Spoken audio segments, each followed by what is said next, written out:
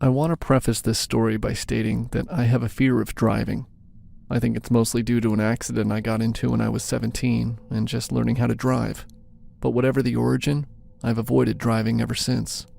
I usually take the bus wherever I need to go. I live in a big city where there's not a lot of free parking, so buses are how most of us get around. Not to mention it's cheap. I don't think I could afford gas prices even if I didn't have this fear of driving. I work at a popular cafe that stays open pretty late. On nights that I have to stay until 10, I either get a ride home from my friend or call an Uber to come pick me up. The bus times aren't great, and it usually involves me waiting with weirdos when I just want to get home. To be honest, even if I didn't have to wait, I would probably still take an Uber because I only lived 7 minutes away from home by car, but 30 minutes by bus. Most days, those 30 minutes weren't an issue, but I'm a woman, and taking a bus that late at night is pretty terrifying. I know what you're thinking, that getting into a car with someone I didn't know in exchange for money wasn't exactly safe either. Listen, both options suck, but with the Uber, I would get dropped off in front of my apartment rather than having to walk 10 minutes home after I got off the bus. Uber isn't the best option, but it's what I got.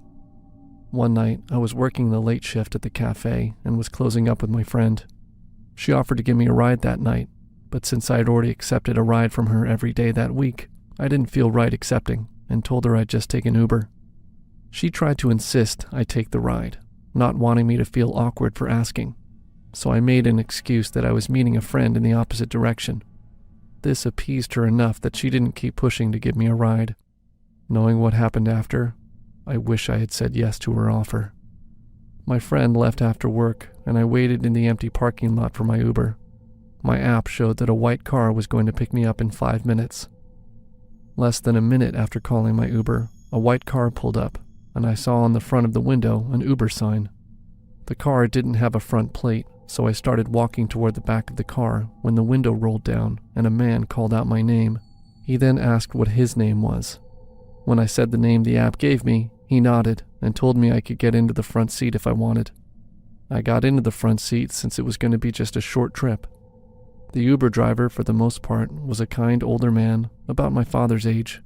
He made me feel comfortable by asking questions that were non-invasive, but still kept the conversation going in a lighthearted way. When I saw on his GPS map that I was less than 1 minute from my apartment, I started wrapping up the conversation, thanking him for his kindness and good conversation.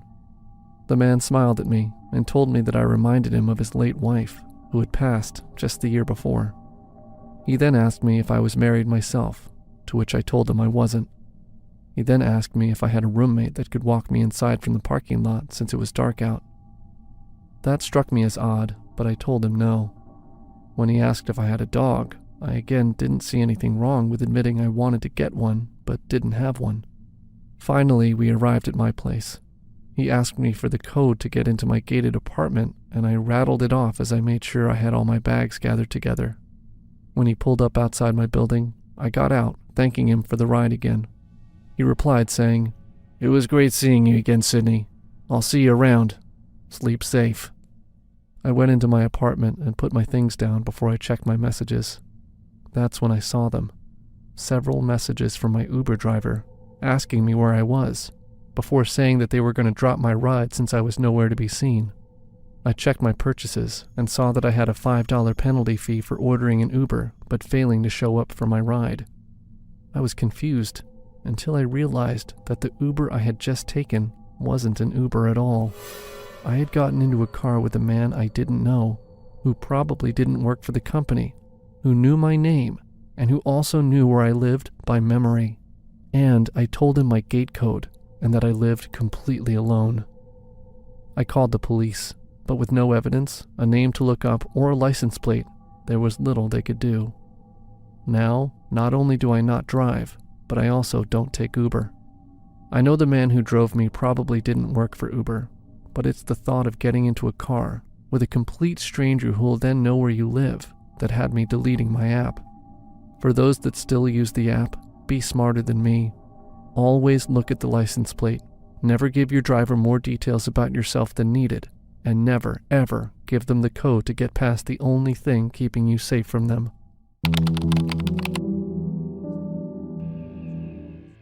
Last year, I started law school in Los Angeles.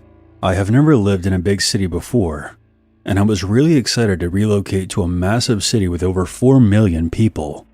Ever since I was little, I always knew that I had a half-sister who lived in Los Angeles, but my parents always had this weird disposition toward her that always made it feel like a taboo topic. Of course, I had to look her up on social media, and I knew what she looked like, but that was about all I had to go on. We had never actually met, and she was never that active on social media, so there wasn't a lot I could discern about her life. Out of nowhere one day, in my first year of law school, I received a friend request on Facebook from my half-sister. I had never seen this particular Facebook profile of hers before, but it seemed legitimate. She had lots of friends, and her profile picture resembled her. She sent me a message inviting me to a dinner party at a park with a couple of her friends. We could finally meet each other in person for the first time. I was actually new to Los Angeles, and I had no idea which parts of the city to avoid at night. I was excited about the idea, but I also had a lot of anxiety about it as well. It would be nice if we met and became besties for life, but what if we ended up sobbing together like we were in some dramatic movie scene? What if I tried to talk with her and she just didn't vibe with me and started showing me an attitude? Or worse, what if all was going well and we had some kind of disagreement? Someone said something hurtful toward the other, and then we both end up crying in front of everyone. Honestly, if she had suggested a cozy little bakery for desserts instead, I would have gone. But going to a park with other people didn't feel right to me, especially for an icebreaker. I thought it was like such a precious moment that I didn't want to have in front of all these other people I didn't know. A few weeks later, I Googled that park just to see what it was like. Maybe we could still meet up there together, just one-on-one. That's when I learned something was off about this whole thing. I won't say the name of the park, but anyone who has lived in Los Angeles for long will tell you that it is not a safe place for a bunch of girls to have a dinner party there. The area surrounding that park has a very high violent crime rate. It's mostly controlled by gangs. Even the people who conduct illegal business in that area are forced to pay a tax to the gangs in order to be left alone. So now I was really concerned and curious. I actually tried to get a hold of my half-sister by other means. I found out that she was an undergrad at a local college. I had a friend who went to her school, and I asked my friend to reach out to her on campus and see if she would be okay with meeting. They connected, and the three of us met at my friend's house, and we got along well. The three of us had lots of fun. We weren't bursting into tears, but we did let out a few. We had dinner together, watched a movie, and spent the night at my friend's house. When I told my sister about the Facebook interaction, she told me that she hadn't used Facebook since high school. So clearly, someone was impersonating her. I would have told her to report the fake account, but it had already been deleted. She knew that she had been impersonated on social media before. Another one of her friends had been scammed by someone pretending to be her. It was some scheme involving fake concert tickets or something like that. It's very disturbing to think about the big picture here.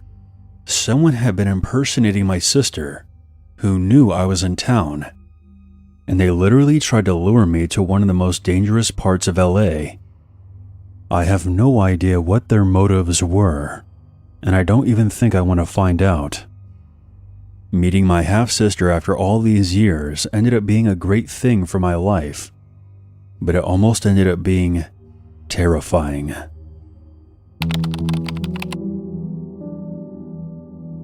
This happened when I was around 12. It was the middle of the night at my house. My dad had been working graveyard shift, and Mom is not in the picture. Since this was the weekend, it was somewhere between midnight and 1 a.m. My dad told me to lock the doors before I headed to bed, which I did. I was turning in for the night, and I went into my room, but I was only out for about an hour. Around 2 a.m., I woke up to the sound of knocking at the back door. I sat up in bed, taking a few minutes to process what I heard. I thought it might have been my dad knocking on the door. Maybe he got off early. I was really exhausted, and I knew that he had a house key on him, so I just told myself that he would unlock the door, not really thinking much of why he would be knocking. The knocking came again, but this time at a different location.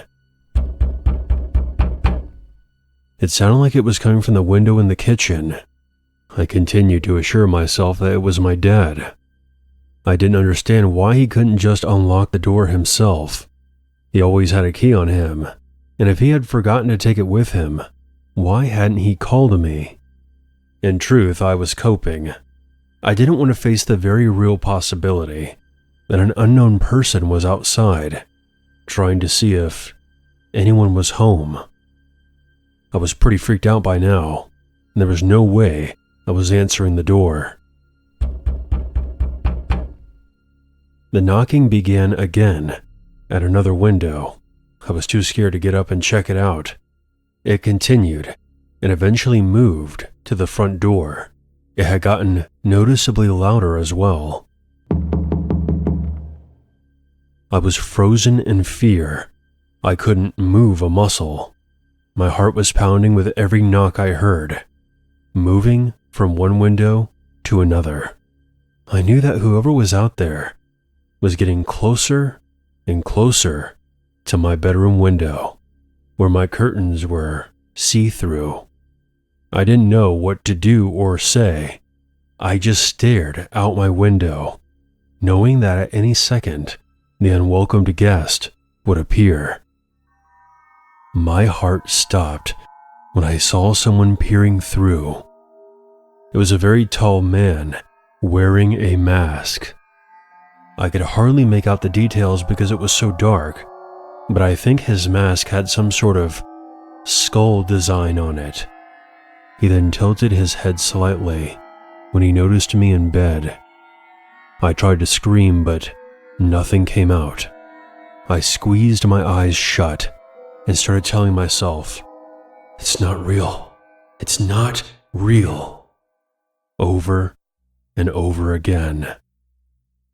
I eventually opened my eyes and saw that there was no one there. I breathed a sigh of relief until I heard a whisper from outside. "I'm gonna cut you." I basically just laid there for the rest of the night until my dad came home. I have no history of experiencing sleep paralysis, and this felt very real.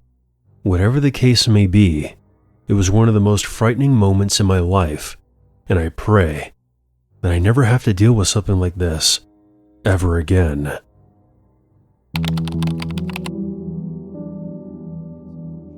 It all started in the fall of 2016. I live in a small, quiet neighborhood surrounded by forest. It was unusually hot in our house for an October night. My sister figured it would be a good idea to keep her window open to get some fresh air. She was doing her homework, and I was getting ready for bed, when she suddenly bursts into my room and frantically said, "I think there's someone outside. There's leaves crunching under someone's foot." "Relax. It might be an animal or something." "Didn't sound like an animal. Can you just go and look?" So we walk into her room and stayed there for around 5 minutes until we heard leaves crunching underfoot.